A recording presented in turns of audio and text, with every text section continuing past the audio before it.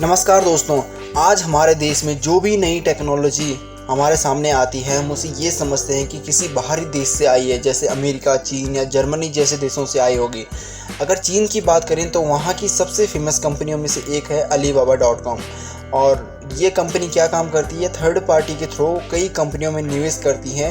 और वहीं अगर बात की जाए अमेरिकी कंपनियों के बारे में, गूगल, फेसबुक, अमेज़ॉन, बहुत सारी ऐसी कंपनियां हैं जो विदेशों से शुरू हुई है और आज इनके नाम का डंका पूरी दुनिया भर में बज रहा है। लेकिन एक ऐसा क्षेत्र भी है जहां पर भारत के मुकाबले में कोई देश नहीं है। भारत ने इस क्षेत्र में जिस तरह से प्रगति की है उस तुलना में अमेरिका और चीन से भारत से कोसों दूर है। वह क्षेत्र है डिजिटल पेमेंट सिस्टम का। जी हाँ, आप लोगों ने बिल्कुल सही समझा, वही पेमेंट सिस्टम जिसमें आप किसी के भी फ़ोन में अपने फ़ोन के थ्रू पैसे भेज सकते हो। भारत ने डिजिटल पेमेंट में बहुत बढ़ोतरी की है और दुनिया में एक मुकाम हासिल किया है। हम इंडियंस के लिए गर्व करने वाली बात है कि रियल टाइम ऑनलाइन पेमेंट में भारत ने अपने नाम का डंका पूरी दुनिया में बजाया है। बड़े बड़े विकसित देश भी रियल टाइम पेमेंट के मुकाबले में भारत के आसपास भी नहीं भटकते हैं।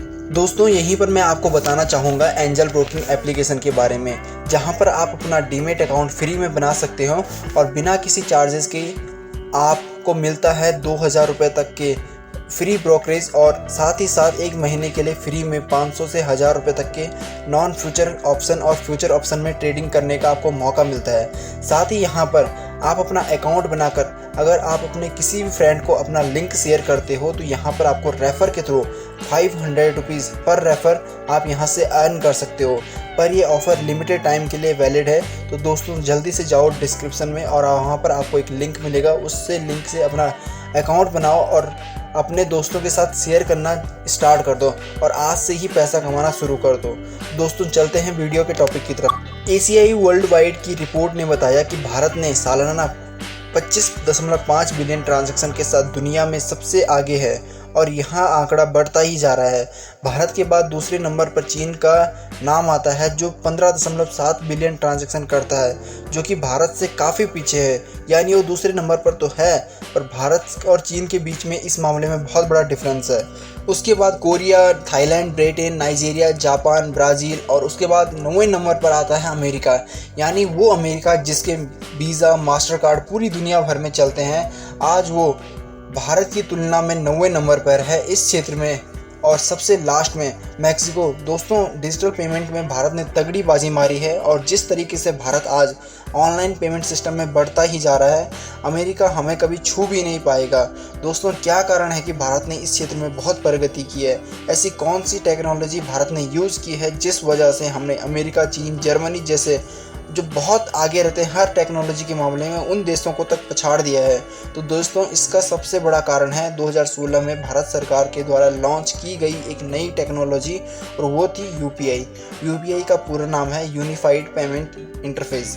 आज हम किसी से भी कोई सामान लेते हैं तो ऑनलाइन ही पेमेंट कर लेते हैं, चाहे ठेले वाले से फल और सब्जी लेना हो या चाय की टपरी पर चाय पीनी हो या किसी भी बड़े मॉल में जाकर कोई सामान खरीदना हो, हर जगह हम फ़ोन के थ्रू ही अपना पेमेंट कर देते हैं।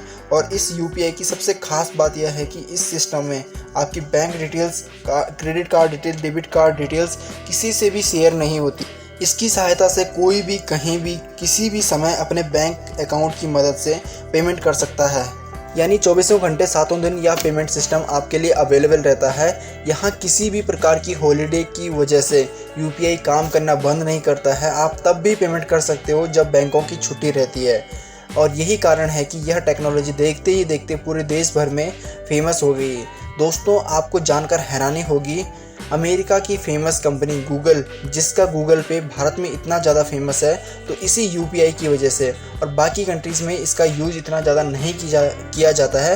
भारत में यूपीआई से पेमेंट करने में नंबर 1 पर है। भारत में डिजिटल पेमेंट करने के लिए यूपीआई से गूगल पे, फ़ोनपे, पेटीएम, रेजर पे, भारत पे बहुत सारे ऑप्शन अवेलेबल हैं, जबकि दुनिया की जानी मानी कंट्रीज़ में जैसे अमेरिका, चीन के पास इससे भी कम ऑप्शन अवेलेबल हैं। दोस्तों, ऐसा नहीं है कि भारत के पास 2016 से पहले ऑनलाइन ट्रांजैक्शन की फैसिलिटी अवेलेबल नहीं थी, बट लोगों को उसका यूज़ करना नहीं आता था और आम आदमी को उसकी कोई भी नॉलेज नहीं थी। और यदि 2014 और 15 के आसपास के आंकड़ों को देखा जाए तो सिर्फ 220 करोड़ का ही ऑनलाइन ट्रांजैक्शन हुआ था, जो कि पूरी दुनिया में होने वाले ऑनलाइन ट्रांजैक्शन का एक छोटा सा हिस्सा है। एक रिसर्च के अनुसार यह भी पता चला है कि 2025 तक भारत पूरी दुनिया में डिजिटल रूप से किए गए ट्रांजैक्शन में अपनी हिस्सेदारी बढ़ाकर 71.7% कर लेगा। अब तक जितने भी ऑनलाइन ट्रांजैक्शन हुए हैं उनमें ज़्यादातर हिस्सा यूपीआई के माध्यम से हुआ है, जिसे इंडियन गवर्नमेंट ने 2016 में शुरू किया था। 2018 में इन ट्रांजैक्शन की वैल्यू 1098 बिलियन थी। 2022 में फाइनेंशियल ईयर में बढ़कर 68,629 बिलियन हो गई है। यूपीआई के प्लेटफॉर्म पर अब तक 316 बैंक ऐड हो गए हैं। दोस्तों, अब दूसरे देशों में भी भारत सरकार यूपीआई सिस्टम को लॉन्च करना चाहती है और कार्य प्रगति पर है। आज सिंगापुर, भूटान, यूएई जैसे देशों में यूपीआई का प्रयोग किया जा रहा है और साथ ही और देशों ने भी इसे बढ़ावा देना शुरू कर दिया है और आने वाले कुछ ही समय में हमें बहुत सारे देशों में इसका उपयोग होता हुआ नजर आएगा। दोस्तों, इसके अलावा भारत सरकार ने डायरेक्ट लोगों की खातों में पैसे भेजने में भी बड़ी सफलता पाई है, जिससे कि बीच का फ्रॉड होने की संभावना बिल्कुल ख़त्म हो गई है। और एक न्यूज़ के मुताबिक पता चला है कि जर्मनी में लोगों के बैंक खाते में पैसे ट्रांसफ़र करने का कोई ठोस इंतज़ाम नहीं है। जर्मन बैंक एक दिन में सिर्फ 1 लाख लोगों को सीधे उनके खातों में पैसे भेज सकती है। वहाँ के बैंकों में खातों से लिंक करने में 6 महीने से भी ज़्यादा का समय लग सकता है। और वहीं दूसरी तरफ भारत को देखा जाए तो फाइनेंशियल ईयर 2021 और 22 में रोज़ 70 लाख से 1 करोड़ लोगों के खातों में पैसा पहुंचाया गया है।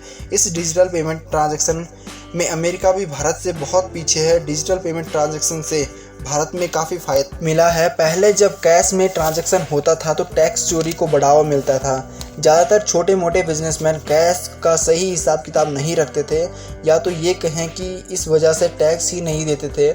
और इसका सबसे ज़्यादा असर पड़ा है नकली नोटों को प्रसारण करने वालों पर। पहले नकली नोटों से लोगों को ठगा जाता था और अब डिजिटल पेमेंट सिस्टम की वजह से इन सारी समस्याओं का हल निकल गया है।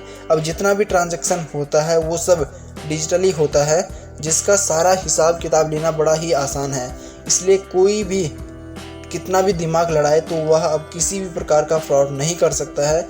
और दूसरी बात, जब पैसा अकाउंट से दूसरे अकाउंट में सीधा भेजा जाएगा तो जाली नोट कैसे एक दूसरे तक पहुंचेंगे। और इस डिजिटल पेमेंट सिस्टम में सबसे बड़ा सहयोग है इंटरनेट और स्मार्टफोन का। आज इंडिया के शहर से लेकर गांव-गांव तक इंटरनेट और स्मार्टफोन पहुंच गया है, तो कोई भी इंसान कहीं से भी किसी को भी कभी भी पेमेंट कर सकता है। दोस्तों, जिस तरीके से भारत में डिजिटल पेमेंट सिस्टम आगे बढ़ रहा है उस तरीके से यह दुनिया के विकसित देशों में भी नहीं बढ़ पाया है। यह परिणाम पीएम मोदी जी के दूरदर्शिता का है। उन्होंने ही यह नियम 2016 में लागू किया था और आज इस क्षेत्र में भारत का नंबर सबसे पहले स्थान पर है। धन्यवाद दोस्तों इस वीडियो में बने रहने के लिए। यदि आप लोगों को वीडियो पसंद आई हो तो वीडियो को लाइक कीजिए और चैनल पर अगर आप नए हो तो चैनल को सब्सक्राइब कीजिए। और इस वीडियो को अपने फील्ड में अपने फ्रेंड्स के साथ, अपने फैमिली मेम्बर के साथ शेयर करना बिल्कुल भी मत भूलना।